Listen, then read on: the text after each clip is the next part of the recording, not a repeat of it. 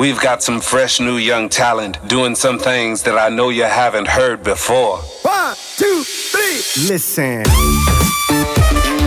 Welcome to Finances, your home for all things financial, investment, money and lifestyle.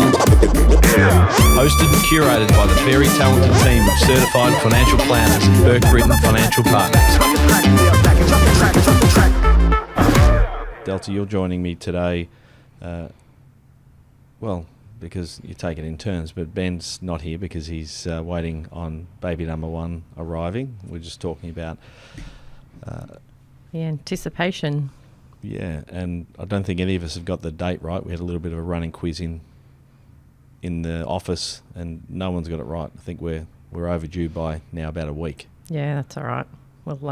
We'll just look forward to a happy, healthy baby, won't we? So thanks for having me on. It feels like it's been a while. Has been a while. I think the last one we did was actually a pretty well received one. It was time, money and health. Today we're going to have a chat about a topic that maybe not everyone is aware of.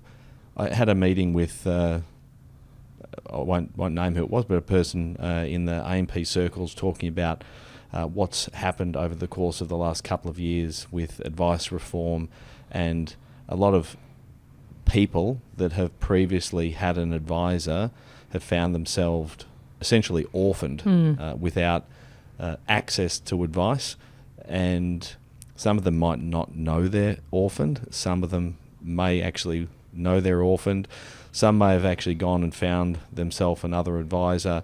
But I thought what we'd talk about today is what has sort of led to this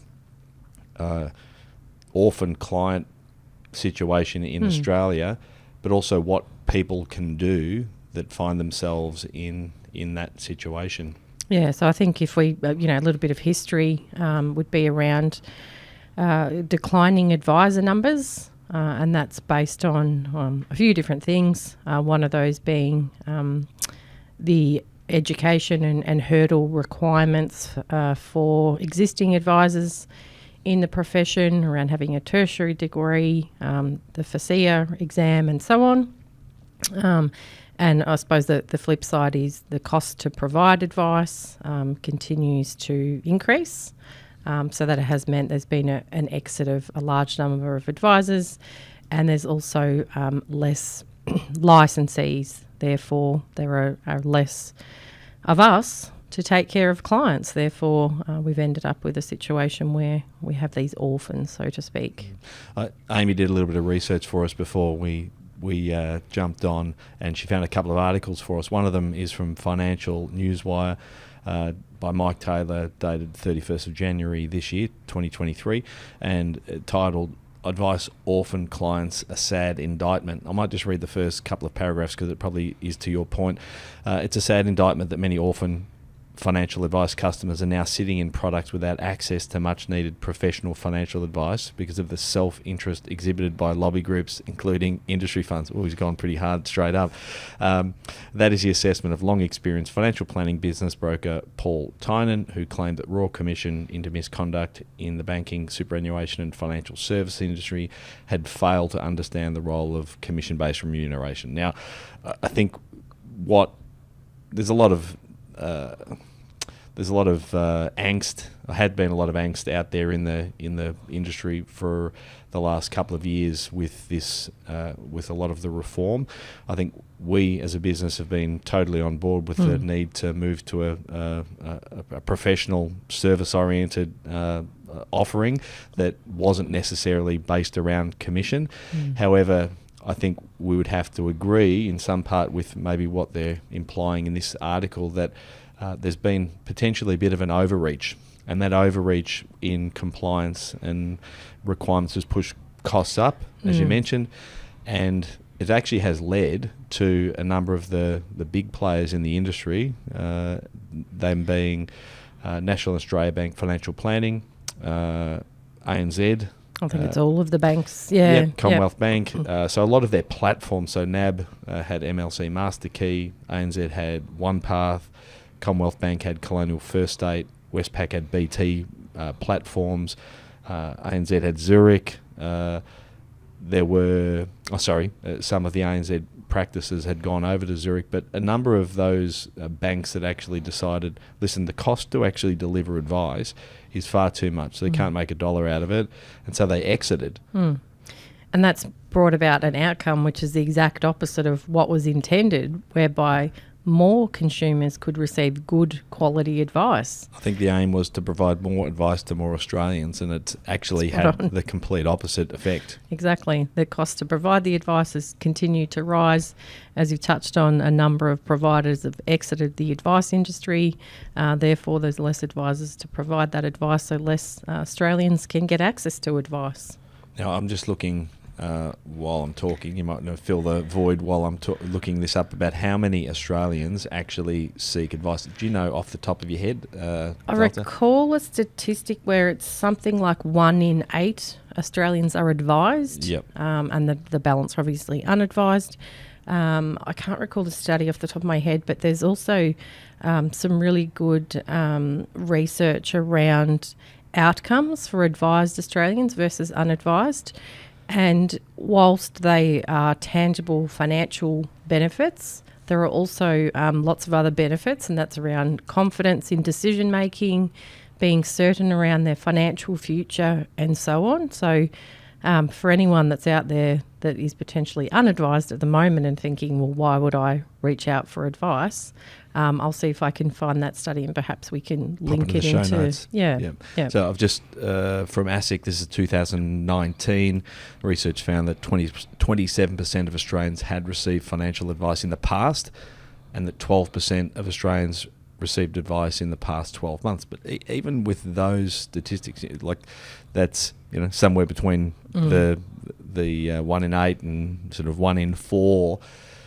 There's a bunch of Australians that aren't receiving advice, and since then, 2019, we've had the impact of a lot of the major players leaving the industry and a number of financial advisors leaving the industry, which brings us to the point where we are today, where as a business, we're very much in the mind of delivering advice that adds value, and I suppose the message or call to action for those people listening to this podcast, maybe they were clients of NAB or MLC or Commonwealth Bank, is don't be afraid to reach out. Don't be afraid to reach out and actually have a chat with someone about where you can get some support, and maybe have a health check on your current circumstance to see whether or not maybe you should be advised. There are certainly people out there that might be better served to effectively manage their own affairs with the right information and being well informed enough. But there's a bunch of people, because we see them every day, that come to us and maybe think that they've got their house in order, but they don't.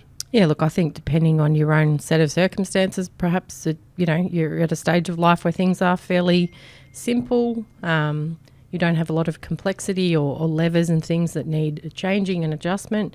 But we're certainly seeing a lot of potential clients come through the door where that's not the case. There is, a whole heap of opportunity for us to build upon what they have already in place, but put them in a better position through the advice process. So perhaps that's a good segue, Jay, into what the process actually is. Yeah. So if someone's looking to actually get advice, one of the things that we would encourage people to do, it's sort of tried and true, is that you should first of all speak to the people around you. Like, speak to the people around you that have actually sought out and got good advice in the past. You should do your own research, so you should actually jump online. There's some great resources. There is, I think the FPA have a great resource for actually looking up accredited, certified financial planners and people that actually have the appropriate qualifications. Yep. If I can just jump in, there's a financial advisor record, so anyone that's licensed will be listed on that register, so you can simply type in the name of someone local if you want to, I suppose, verify that they're licensed. Money Smart, which is a government website, also has very simple, easy to use options around what you might look for in finding a financial planner. So again, the message there is do some research first, speak to the people around you, so you've got an idea of where you might start. Yeah, and this is probably a message that we've spoken about on previous podcasts about the importance of personal responsibility. Like if you're taking ownership of your own situation, you've kind of got to do a bit of your own homework to get to the point where you make a good decision about who you actually see. The next thing you do once you've collated all that, you might jump on and Google the person or the practice that you're looking at. And then finally, you make a decision to reach out, and that's where we would encourage people, if they decided to reach out to us, to give you a bit of an explanation about what that first encounter with us might look like. Because a lot of people are a little bit hesitant, particularly if they've been burnt in the past with a bad experience with the bank or with a previous advisor. Or simply never had an experience, so they don't know what to expect. It's the uncertain. That's probably the most common, isn't it? When you think about like 1 in 8 or 1 in 4 people not having had financial advice before, it is the thing that we probably don't do that well as an industry, is actually explain to people what financial planning advice actually is. And I think the challenge with that is that it's probably because you don't understand exactly what it is until you actually come in and experience the process and have it relate to your own personal circumstances. You could reference it back to our Ben. He's just about to enter parenthood, and there's not a whole lot that can really prepare you for that experience. So you have to just be willing to just take the dive into it and have that experience. So I think don't hesitate to reach out. We're not that scary, and the process is really for us around, as you touched on, Jay. Perhaps you do some Googling, you have a look at reviews, reach out to our website, and then you're more than welcome to book a 15-minute health check, which is generally the first contact that you might have with our practice. Yeah, so you can do that a couple of ways. You can either give us a call. So if you go to our website, bbfp.com.au, we'll pop that in the link. You can call us, or you can jump straight on, as you said, and book a time. Now that time, that initial call, it's not that scary. We allow 15 minutes to actually just have basically, like you said, a health check with that person, understand what it is that may be front of mind, what might be topical for them. Like you said, it might be, we're having a baby, I don't know what to do. Yeah.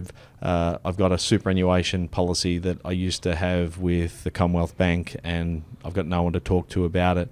There might be a life event, something significant. Our job in that 15 minutes is to gain a bit of an understanding of who you are and what you need, and work out whether or not it's worth us making a time, and worth you as the person that's calling in, it's worth your time and energy to sit down with an advisor and actually look at a bit more detail of your personal circumstances. Yeah, and during that 15 minutes or so, it doesn't happen very often, but perhaps you've called up and you have a need that we can't fill.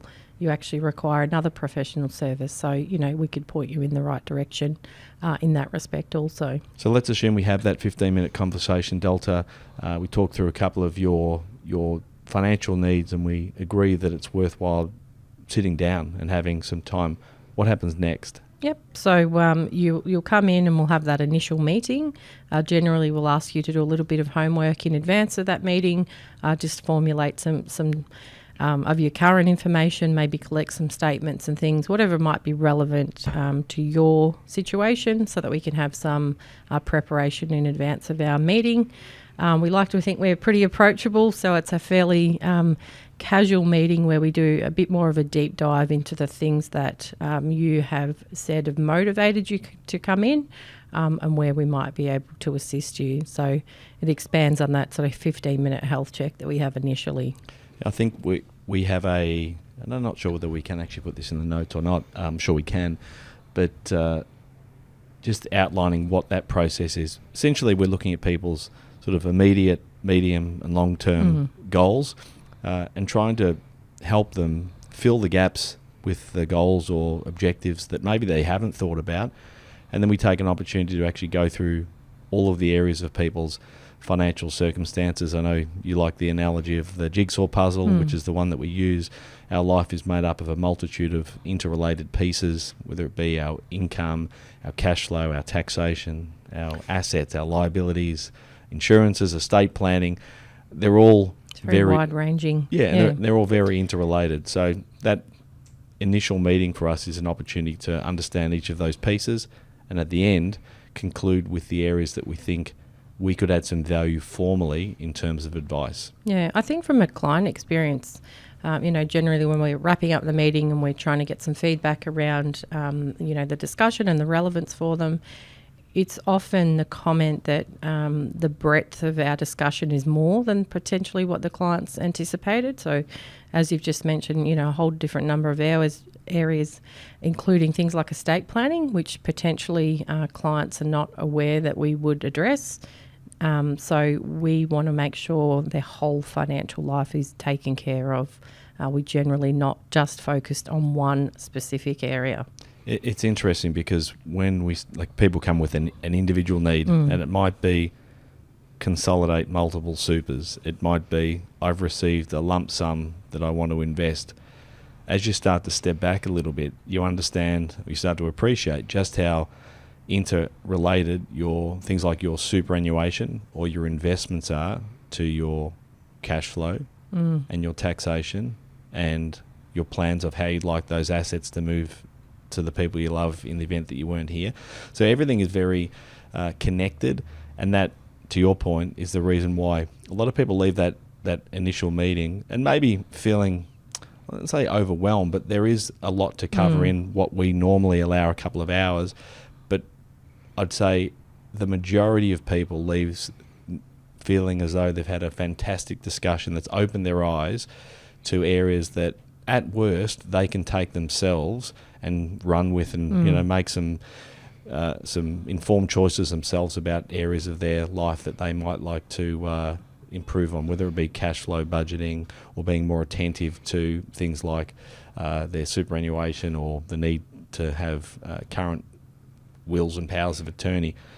At worst, they've received some value from that meeting we've had. The next step, assuming that someone felt there was a need to engage us more formally, and we felt as though we could add some value, where would we go from there, Delta? Yeah, generally in that first meeting we would have touched on the areas that we can provide advice in and specific support. So if it was appropriate from that meeting, then we would generally prepare a proposal for those clients so that they could then decide how they might like to proceed. So I always explain to my potential new clients that as the client, you are in the position of control. You dictate the terms of the relationship. So if at any stage you want to slow things down, you want clarity around fees or, the potential strategies, you're always in the position to make those decisions. So, we would prepare a proposal and then we would move on to the formal advice process from that point in time. This is maybe going back to the original article we spoke about and the differences in the industry today as I see them to where we were previously. Historically, the industry was potentially very transactional, and that you saw someone, they sold you a product and then you never saw them again. Whereas because we've got 22 years of history of managing clients, that our clients are long-term clients. We maintain relationship with them for a very long time, and there is absolutely no benefit in us rushing people through this process to try and get a product up and running or something sold to them. That's not the intent at all. It's about giving them an outcome that sees them making the most effective use of their available income and their assets to give them the lifestyle and financial objectives that they're actually after. Yeah, product is just the thing that has to happen in some instances when we look at a strategy. If we need to have a super fund or an investment, that's absolutely bottom of list of priorities for us, and there's full transparency around fees. You touched on it earlier, the transition from the commission models to fee-for-service. I mean, we've been a fee-for-service practice for... Since 2001. I was going to say for 20 plus years, so it's nothing new to us, and we're very confident that we add value above and beyond that ongoing relationship fee that is in place. As you said, our clients have been clients, some have been clients for longer than I've been here, Jay, so it's a testament to the advice and services that we can provide to them. So if someone does decide to engage us formally, what happens? What do they get? So what happens after that initial couple of hours of health check and going into a bit more detail? What happens after that? Yeah, so that's when we would research any existing products or things that the clients might have in place. Often during that first face-to-face meeting or Zoom meeting that we might have with the potential clients, we do ask some questions which can be a little bit confronting to the extent that we might question why certain investments are held in a particular fashion, you know, whether it's by an individual, by both of them, and often it's surprising that clients haven't always put a whole lot of thought into how those things have come about. It's just been as a result of something that was happening at the time. So we do a lot of research around their current situation. We obviously have a focus on their objectives and their goals, and then we fill that with the advice. So the advice then enables them to reach those goals and objectives. So there's a research phase, a strategy development phase, all advice is in writing, and then we would sit down with those clients, again after a number of weeks to prepare the advice, and as best as possible, explain the advice in easy to understand terms, which can be challenging, where we might have situations which are quite comprehensive and complex from a strategic advice point of view. So it is important that we try and keep things simple.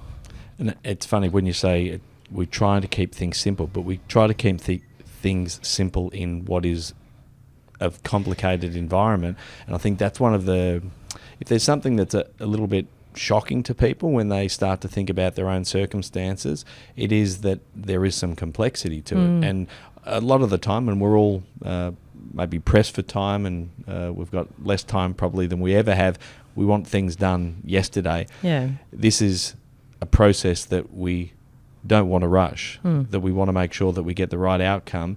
And the reason we have a staggered approach and give our clients the opportunity to have an initial conversation, an initial health check before we get onto some formal planning is it so we can leave no stone unturned. Again, sometimes that can be, well, I'll say frustrating, but it can be, but I think we are doing a better job of positioning just the importance of taking our time and also realising that this is about, it's an education process as much as anything, because if we can have clients that are better informed, they make better decisions, and then the relationship on an ongoing basis can be more fruitful. Yeah, and it's that spot on what you said around, it's a real education piece. So yes, the laws and the complexity of the structures and things that we have to operate within are complex, but we do want to keep it simple for our clients. So we do also educate them along the journey.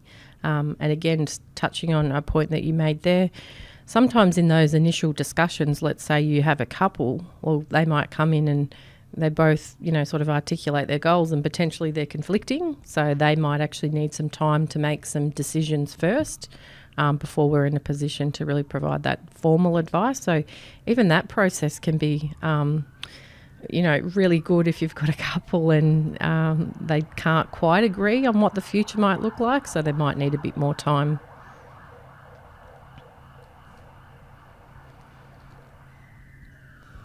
I was going to say something. I'll defer.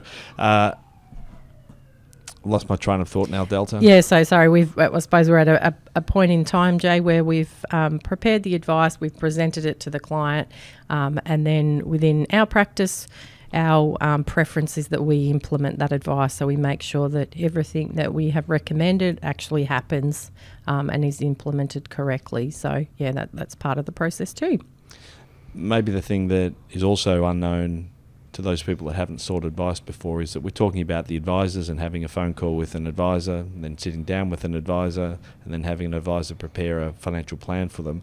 But what sits behind us as financial advisors is the team out the back that actually make us look fantastic, and that's our admin support that help with the implementation of our recommendations, but also help on an ongoing basis make sure that everything that we recommend that a client does actually happens. Because it's all well and good for us to put something in writing, but if we don't then implement it, and I think we made that clear that our job isn't to give you a recommendation and then leave you to actually go and implement it yourself. Our job is to give you a recommendation, then help facilitate that. And that's everything. That's from establishing a new super fund, establishing the investment portfolio, buying and selling shares, arranging appointments with solicitors to put in wills and powers of attorney, meeting with a new accountant if you don't have one, putting in place lending arrangements if you need to buy a home, anything you can think of that relates to your financial circumstances, and implementing the recommendations that we propose. Our job is to help you implement it and put it in place. Yeah, we always use the building a house comparison. So we have a design, a build and a maintain section. So, of course, if we design a house, then that's the advice. And then we build that house. So we don't say, here are the plans to your new home, go away and build the home. We do that for you. So there's no chance that those goals and objectives that you want to meet won't be implemented with the advice that we have in place. So someone's out there, they haven't received advice before Delta, or they've had advice in the past and now part of this orphaned group of people that are looking for advice. What is your call to action to them? Yeah, I think the call to action is to jump online, have a look at our website, have a look at the other websites and things that we've touched on, do their own research. You know, potentially they want to meet with someone locally if that's their preference. You know, just reach out. There's no downside in you having that initial conversation with our practice, so that you can be confident that you can move forward in that process. Beautiful. Well, I'll make sure that we put our contact details, website, links to make an appointment in the show notes. Delta, thanks for the quick chat. Thanks, Jay. We hope you enjoyed today's episode. If you're keen to understand more about how financial advice could benefit you, follow us on Instagram, Facebook and Twitter at Burke Britain FP, or Google Burke Britain Financial Partners. Check out our client reviews, testimonials, and make a time to meet one of our certified financial planners by clicking Book Now on our website. Thanks for listening. Any information contained in this podcast is of a general nature only. No account was taken as to the objectives, financial situation, or needs of any particular person. Therefore, before making any decision, listeners should consider the appropriateness of any information with regard to their particular objective, financial situation, needs, and seek independent advice from a licensed professional specific to their circumstances. All right, hit it. That translates to don't be a moron and act on what some random person says on a podcast. Take personal responsibility, do your homework, ask questions, and speak to an actual human that knows what they're talking about before you do anything. PB Financial Solutions Proprietary Limited, trading as Burke Britain Financial Partners, are authorised representatives of AMP Financial Planning Limited, AFS licence number 232706.